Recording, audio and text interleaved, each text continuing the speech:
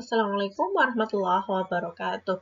Kembali lagi pada mata kuliah kita komunikasi pendidikan, dan pada hari ini kita akan pelajari terkait dengan komunikasi positif.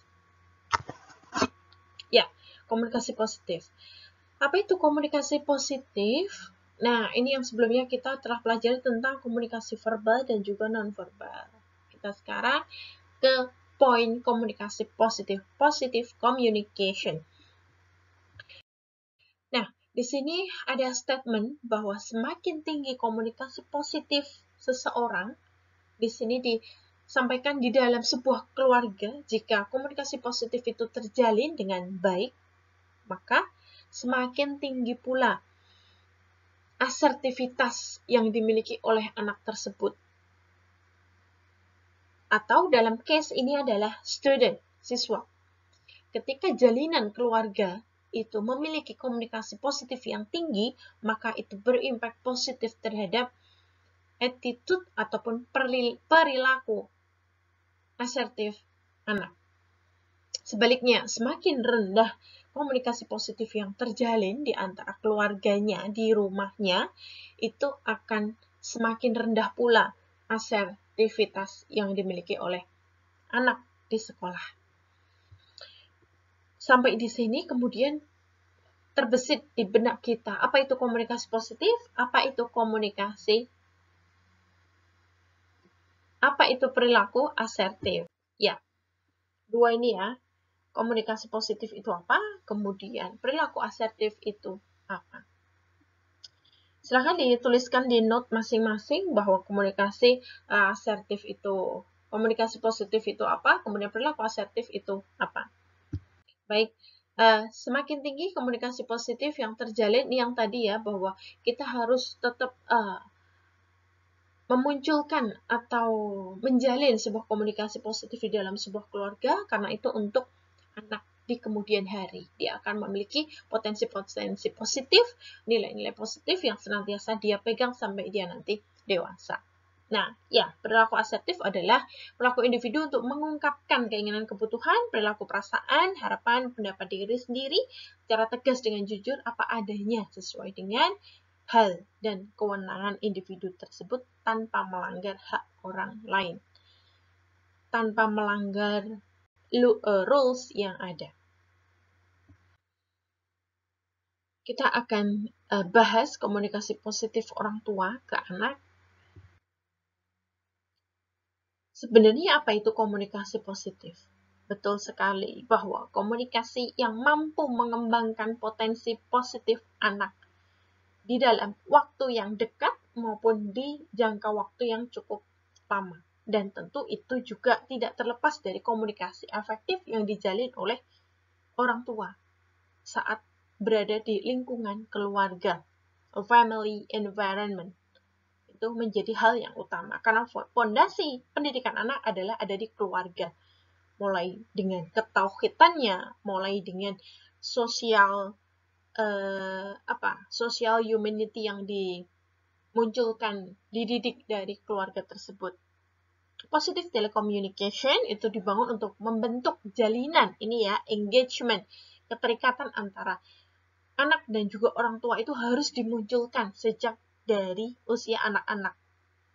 Usia anak tersebut lebih banyak di rumah. Nah, pada usia-usia itu maka engagement itu harus ditingkatkan. Itu nanti akan berimpak positif terhadap anak tersebut di kemudian hari. Itu perlu dibangun oleh orang tua. Komunikasi positif menumbuhkan, nah ini ada keterkaitannya, pengaruhnya terhadap kecerdasan emotional quotient. Nah, di situ bahwa ternyata kecerdasan emosi itu yang sangat dibutuhkan selain juga kecerdasan intelektual yang dimiliki oleh seorang individu. Maka kecerdasan emosional itu menjadi poin bahkan lebih di atasnya kecerdasan intelektual. Maka penanaman-penanaman sejak dini itu perlu untuk dibangun dari keluarga. Nah, dari risetnya Hasanah 2014 itu motivasi, emosi, sikap dari teman sebaya itu ternyata merupakan faktor yang berpengaruh terhadap tinggi rendahnya perilaku asertif siswa. Nah, ketika lingkungan keluarga itu sudah, maka kemudian lingkungan pertemanan. Karena teman itu sendiri juga akan ada titik faktor sekian persen yang berpengaruh kepada perilaku asertif anak ini sendiri. Kemudian dilanjutkan bahwa faktor lingkungan, faktor lingkungan sekitar pun turut berperan di dalam pentingnya dalam pembentukan perilaku asertif ini. Apa sih perilaku asertif itu gitu ya? Faktor lingkungan sekitar terdekat ialah keluarga itu sendiri, karena kita mengenal dengan 3 lingkungan pendidikan, lingkungan keluarga, lingkungan sekolah, dan lingkungan masyarakat. Meskipun lingkungan masyarakat dan lingkungan sekolah itu juga turut andil besar di dalam perkembangan peserta didik, perkembangan anak, perilakunya, pemikirannya, maka sebelumnya perlu kita kuatkan dulu di lingkungan keluarga. Mulai dari keterjalinan komunikasi yang baik antara orang tua dan juga anak tersebut. Nah, kemudian muncul di benak kita bahwa komunikasi keluarga yang baik itu yang seperti apa? Komunikasi pola asuh orang tua yang baik itu yang seperti apa? Karena keduanya itu berkontribusi terhadap pembentukan perilaku positif anak tersebut. Fokus di sini adalah asertif. Well, baik, faktor-faktor yang mempengaruhi asertivitas atau asertif. Yang pertama adalah lingkungan yang kurang kondusif dan tidak mengajarkan perilaku asertif, jenis kelamin, pola asuh orang tua, usia, tingkat pendidikan, konsep diri yang rendah. Nah, ini konsep diri yang rendah, kondisi sosial budaya, dan tingkat sosial ekonomi. Pola asuh orang tua itu yang kemudian menjadi faktor pertama yang nanti akan berakibat pada konsep diri seorang individu menjadi lemah atau kuat. Itu semua depend on your parent, depend on pendidikan keluarga, family education, dan juga kemudian lingkungan yang kurang kondusif. Maka di dalam Islam itu senantiasa kita berdoa bahwa ya Allah, buatlah lingkungan hamba itu lingkungan yang positif, dikumpulkan dengan orang-orang yang soleh-solehah, kemudian dijauhkan dari orang-orang yang buruk, orang-orang yang berniat buruk, maupun orang-orang yang zalim. Nah, maka lingkungan yang kurang kondusif dan tidak mengajarkan perilaku asertif, itu kemudian yang akan berpengaruh kepada buruknya perilaku seorang individu.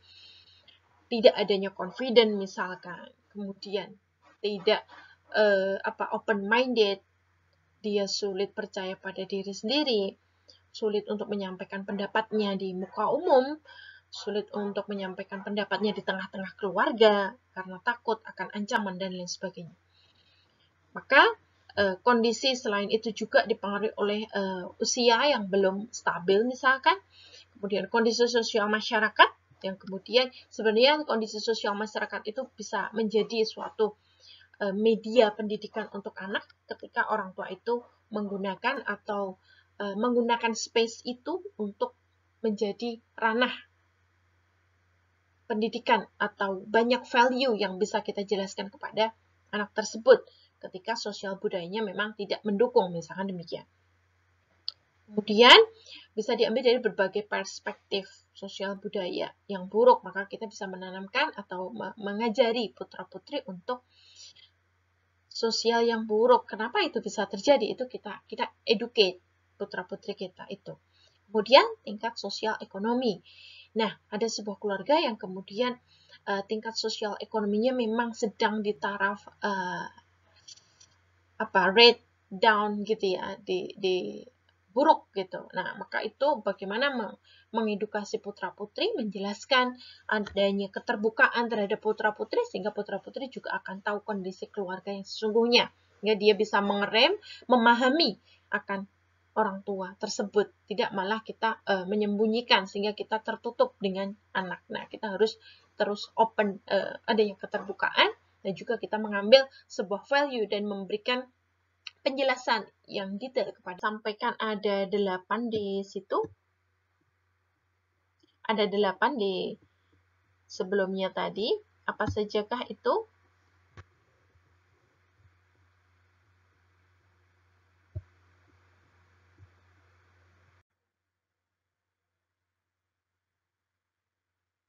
Baik, kita masuk kepada bagian pola komunikasi orang tua. Mahasiswa sekalian, semester 5 yang berbahagia, coba flashback ya.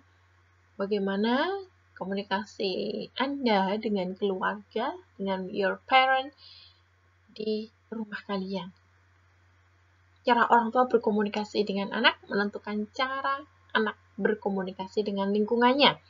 So, sebagaimanapun kalian tumbuh sampai detik ini, itu semua based on your experience.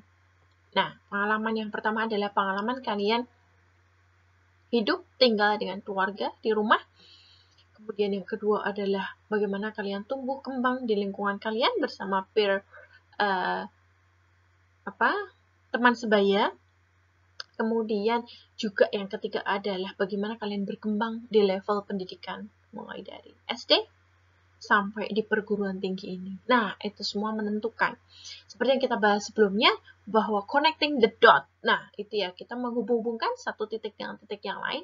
Disitulah experiences yang sudah kalian dapatkan, kalian alami. Itu menentukan bagaimana skill communication yang kalian miliki sampai hari ini. Dan itu ada bagian keluarga yang sangat berpengaruh di situ. Tapi perlu kita pahami bahwa apapun pola komunikasi yang dulu kita dapatkan dari orang tua, misalkan not good, gitu ya. Kemudian jangan sekali-kali kita coba untuk menyalahkan keadaan dan kondisi itu. Nggak perlu, karena itu di luar kendali kita. Dan sekarang kendali kita adalah mahasiswa PAI UMY yang sekarang duduk di semester 5. Ini adalah kalian punya kendali terhadap diri kalian sendiri, terhadap bagaimana kalian merespon lingkungan, serta bagaimana kalian nanti diterima menjadi seorang guru di institusi pendidikan yang kalian minati. Nah, maka di situ PR kita adalah bagaimana kalian membangun diri, how to build yourself, agar bisa diterima di lingkungan baru kalian, tempat kerja kalian, yang mana kalian tidak sendiri, tapi the main point is bagaimana kalian bisa membangun komunikasi diri kalian dengan siswa kalian di kelas maupun di luar kelas. Bagaimana mereka merasa enjoy, mampu untuk membangun komunikasi positif, membangun active learning di kelas tanpa mereka canggung, tanpa ada benteng besar yang memisahkan antara teacher and student. Nah, itu poinnya ya. Sehingga jika pola komunikasi orang tua buruk, maka akan mendorong munculnya kepribadian antisosial, dependent, ketergantungan, dan juga minder. Nah, tapi yang perlu kita garis bawahi adalah kita tidak bisa menyalahkan keadaan itu, tapi itu tadi, bagaimana kalian bersikap pada diri kalian, atas kendali kalian, untuk saat ini terhadap lingkungan maupun nantinya mempersiapkan diri menjadi seorang teacher yang bisa membangkitkan kehidupan kelas menjadi positive learning, active learning. Bisa ditangkap? Ya. Berikutnya kita mengarah kepada ini hasil riset. Jadi hampir yang saya sampaikan di sini adalah semua based on research ya, bukan kemudian hanya bayangan gitu. No. Kuatnya pengaruh komunikasi orang tua terhadap perilaku asertif anak.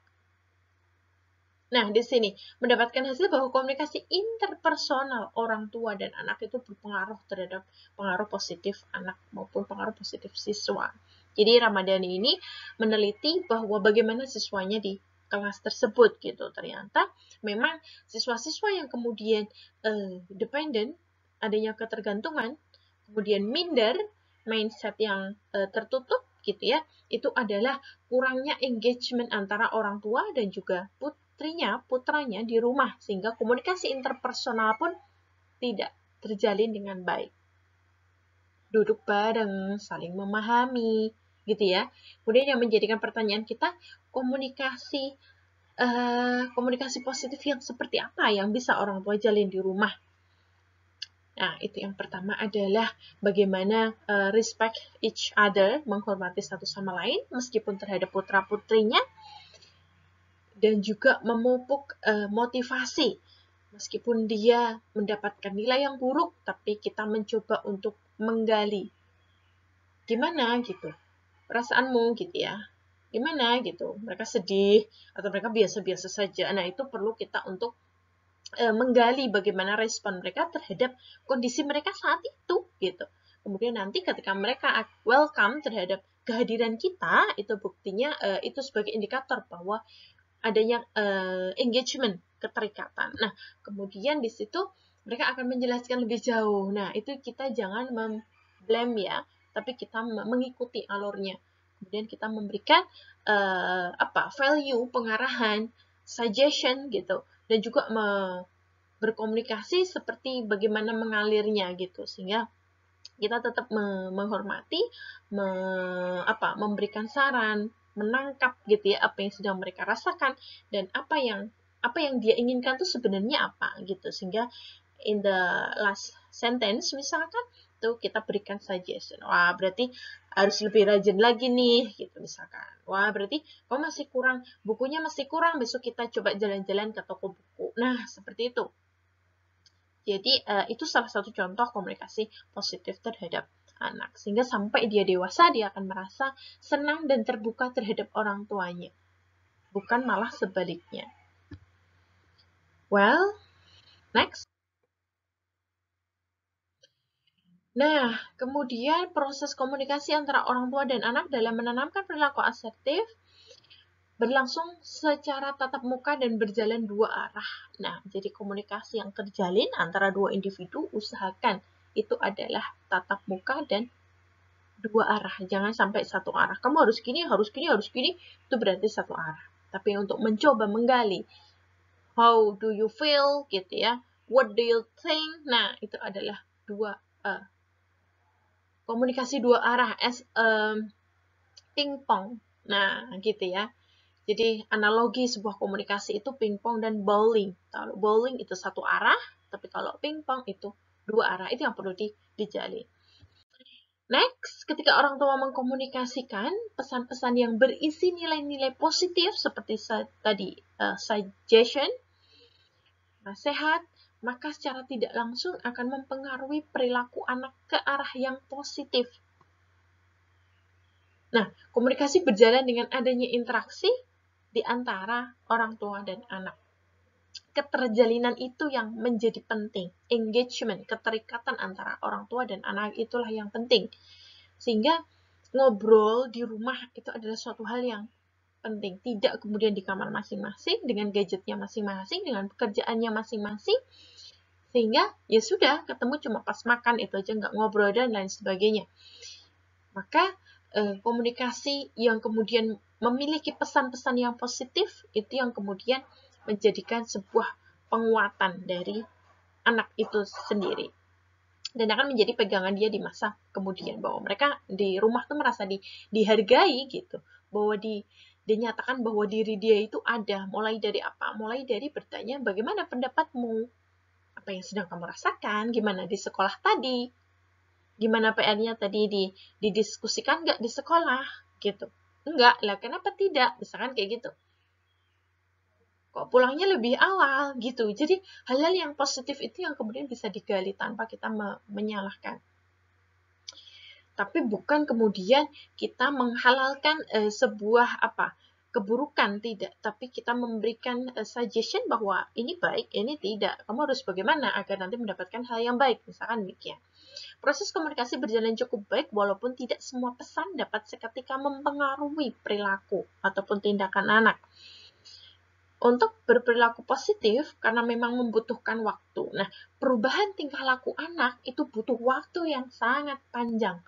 Kalau komunikasi yang kita tumbuhkan, anak itu juga merasa nyaman, maka tentu itu akan berpengaruh meskipun itu dalam jangka waktu yang cukup signifikan, cukup lama gitu ya. Dan itu adalah bukti komunikasi efektif. Kenapa?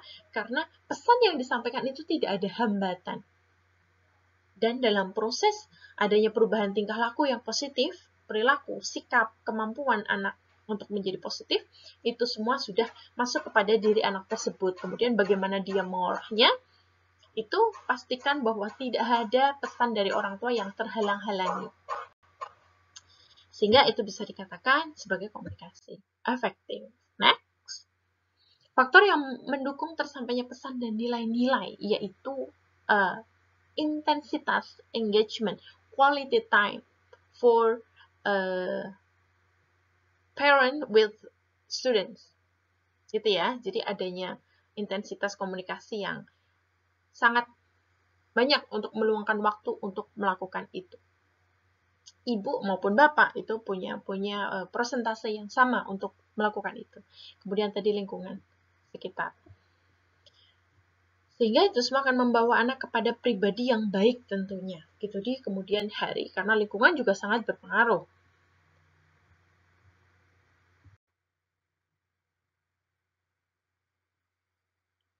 Nah, di sini ternyata komunikasi interpersonal guru dan siswa, ini case in school ya, not in house, bukan di rumah, tapi di school, bahwa komunikasi interpersonal guru dan siswa itu berlangsung di luar kelas, juga berdampak terhadap hasil belajar dan kepuasan belajar siswa. Saya di beberapa hari terakhir, atau bahkan di setiap angkatan mahasiswa yang pernah saya ajar, saya ampuh di semester 3, semester 4, 5, 6 gitu ya, bahkan ada yang di semester 1, semester 2. Itu ketika dia mau menginjak ujian munakosah sampai range dia seminar proposal, ujian munakosah, yudisium, wisuda. Itu biasanya saya ditemui setiap angkatan itu pasti ada ya. 1, 2 pasti ditemui, ataupun tidak based on angkatan lah, mahasiswa yang pernah saya ajar gitu aja. Itu meminta saran gitu. Jadi dia sharing terkait dengan, Bu, saya itu ingin belum ingin jadi guru dulu sih, misalkan gitu.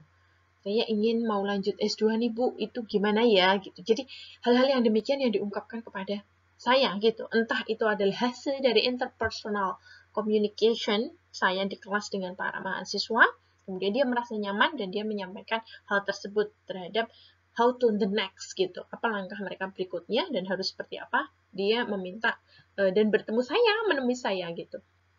Nah, berikutnya frekuensi komunikasi di luar kelas antara guru dan siswa itu dipadukan dengan keterbukaan. Seperti yang saya lakukan di kelas, bahwa komunikasi dua arah senantiasa saya stimulus ya di kelas, sehingga banyak mahasiswa yang awalnya pasif, kemudian dia menjadi aktif. Dengan apa? Dengan saya mencoba untuk menggulirkan bola pertanyaan gitu. What do you think gitu ya? Apa yang kalian pikir ketika demikian gitu? Apa yang kalian rasakan dan solusinya menurut kalian apa gitu? Jadi lebih ada discuss dan kita saling menerima respon masukan. Dan kesigapan guru berpengaruh terhadap kepuasan belajar siswa, sehingga siswa itu merasa puas gitu ya terhadap apa yang dia dapatkan saat pembelajaran di kelas, dan dia mampu menyampaikan. Nah, di luar kok seperti ini, Bu, gitu, sehingga itu bisa menjadikan suatu kasus yang kita bisa baca juga di kelas. Well, next. Kesigapan merupakan perilaku verbal dan non-verbal gitu ya. Jadi sigap itu merupakan perilaku secara verbal maupun non-verbal yang menambah kedekatan psikologis sesama jalinan antara dua individu ataupun lebih tersebut. Adanya relasi edukatif antara guru dan siswa yang berjalan dengan baik dan pada akhirnya membawa hasil belajar yang lebih baik. Itu the main purpose-nya ya, tujuan utamanya itu. Kalian semua juga adalah candidate teacher. Nah, maka ini perlu kita pahami mulai dari ya sekarang ini kita mendapatkan mata kuliah komunikasi. Siswa akan merasa nyaman dengan kalian ketika kalian mencoba untuk membangun keterbukaan itu dengan mereka. Mulai dari menjalin komunikasi dua arah saat diskusi di kelas. Dan coba respect each other.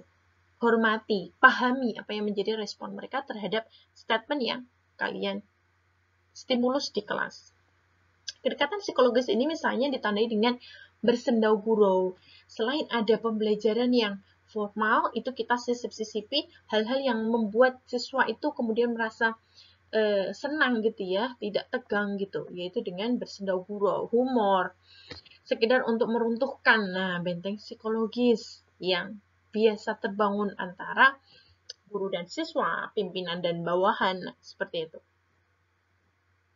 Itu semua akan memunculkan keaktifan siswa maupun perilaku asertif. Perilaku asertif itu diantaranya dia punya motivasi yang baik, dia mampu menyampaikan pendapatnya di depan kelas, dia seorang yang independen, berdiri sendiri, tidak bergantung pada orang lain, dia bukan orang yang minder, dan lain sebagainya. Dia mampu menghormati yang lain.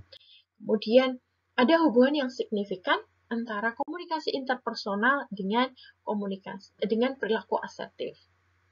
Nah, sekarang di sini ya, offering to help or asking someone what you can do to make a situation better. Nah, menawarkan untuk menolong dan meminta seseorang apa yang dapat kita lakukan untuk membuat situasi Anda itu menjadi lebih baik. Gitu. Apa yang harus saya lakukan? What can I do?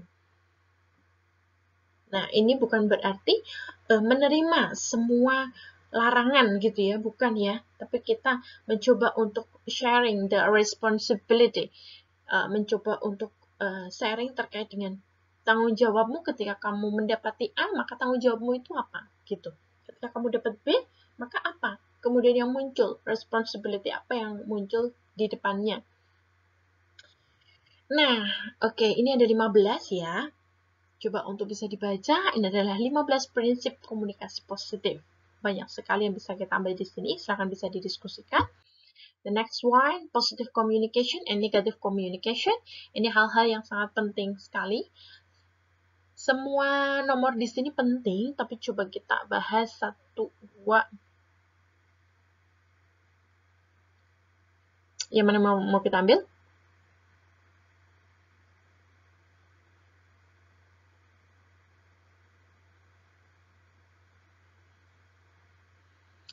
Seemed willing to compromise with partner. Jadi komunikasi positif itu kita terlihat ingin untuk mengkompromikan dengan dia. Apa yang menjadi masalahnya dia atau apa yang mereka sampaikan, kita terlihat ingin untuk ikut andil untuk menyelesaikan the problem gitu ya, dengan partner kita itu, dengan orang yang sedang ada masalah tersebut gitu. Ada juga maintain good eye contact and interactive body posture. Adanya komunikasi nonverbal yang aktif, kemudian juga eye contact, kontak mata ketika kita diajak komunikasi. Begitu juga saat kalian jadi guru, kalian juga harus eye contact dengan para siswa kalian. That is mean you have a good confidence di depan siswa kalian. Oke, kemudian negatif communication ada di bawah ini ya. Biasanya ada blaming gitu, mengkritik gitu, menggunakan kalimat atau suara yang keras dan lain sebagainya. Oke, next. Ini ada verbal, non-verbal, visual, and written. Itu bisa dibaca. Nah, this is your task. Identifikasi komunikasi positif yang terjadi di keluarga Anda. Saya mencoba untuk melihat bagaimana mahasiswa sekalian memahami tentang, oh ini loh komunikasi positif yang sudah terjalin di keluarga saya, kemudian saya bisa sampai jauh ini punya perilaku asertif tersebut. Atau bahkan sebaliknya, saya ada negative communication dari orang tua kepada diri saya, begitu juga dari saya kepada orang tua. Kenapa itu bisa terjadi? Dan kenapa sampai sejauh ini saya malah punya perilaku asertif, padahal dari komunikasi negatif yang terjadi di keluarga saya. Nah, misalkan seperti itu, silahkan. I want to know what your experience about the positive and negative communication in your family. Itu ya. Yang pertama itu.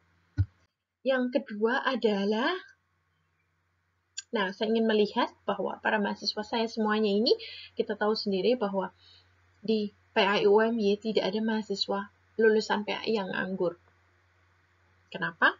Karena saya sangat majority students, mayoritas mahasiswa kita, kakak-kakak kelas kalian, itu sebelum dia punya ijazah, bahkan ijazahnya itu nggak kepake. Kenapa? Karena sebelum dia menerima ijazah, dia sudah as a teacher in school, gitu ya. Sebagai seorang guru di sekolah. Pakai apa? Ya memang bukan pakai ijazah, gitu. Karena dia punya personality good personality, kemudian punya good attitude as a teacher candidate, kemudian dia punya hal yang ditawarkan pada kompetensi guru yang sudah dia miliki meskipun dia belum lulus S1. Kemudian juga ada yang melalui grade score ataupun experience, international experience, academic gitu ya, ataupun juga dengan surat keterangan lulus yang dia punya. Gitu. Sehingga banyak sekali yang kemudian ijazah itu datangnya setelah dia menjadi guru. Nah, seperti itu. Bukan kemudian dia punya masa studi yang lebih panjang dari normal, no. Tapi dia berkembang lebih baik dan dia bisa menjadi guru sebelum diwisuda, bahkan sebelum yudisium. Well, so saya ingin melihat di sini bagaimana komunikasi positif yang kalian rancang agar terjalin hubungan kalian sebagai seorang guru dengan siswa kalian nantinya itu berjalan dengan efektif.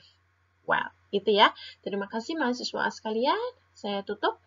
Semoga bermanfaat. Subhanakallahumma wa bihamdika, asyhadu an la ilaha illa anta, astaghfiruka wa atubu ilaik. Assalamualaikum warahmatullahi wabarakatuh.